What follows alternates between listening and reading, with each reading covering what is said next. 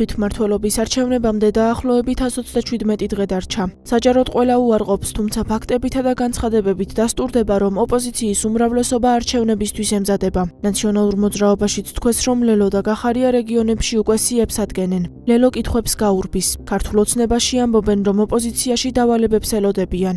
საგამოძიებო კომისიაზე ვარ აქ. თვითმმართველობის არჩევნებზე მაქვს მე შეკითხვა. თქვენი კოლეგები გდებენ ბრალს, რომ საგამოძიებო კომისიაში ვინ არის ოპოზიციიდან დამისახელეთ ერთი წევრი. ერთი წევრი დამისახელეთ.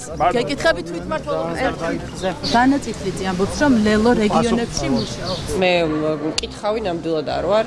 და კიდევ ერთხელ ვიმეორებ, მე შემიძლია მქონდეს ჩემი პოზიცია, მორიგ სპეცოპერაციაში მონაწილეობა მე არ მიმაჩნია გამართლებულად. ესეთი მოქმედებები ცალსახელ ერთხმაზე მიუთითებს, რომ ისინი ემზადებიან თვითმმართველობის არჩევნებისთვის და როგორც ჩანს, უნდათ გაიგონ საზოგადოებაში კონკრეტულ, ვთქვათ, ეს იქნება ქალაქი თუ სოფელი, მოსახლეობა რას ფიქრობს ამა თუ იმ კანდიდატზე. უბრალოდ წინასაარჩევნო სამზადის გავს ძალიან ყველაფერი ეს კიდევ ერთხელ მიუთითებს იმაზე, რომ ისინი ფიქრობენ, რომ არჩევნებში მიიღონ მონაწილეობა. ეს არის ჩვეულებრივი აგენტურული ოპოზიცია, რომელიც იღებს დავალებებს მათი პატრონებისგან და შემდეგ ამ დავალებებს ასრულებს.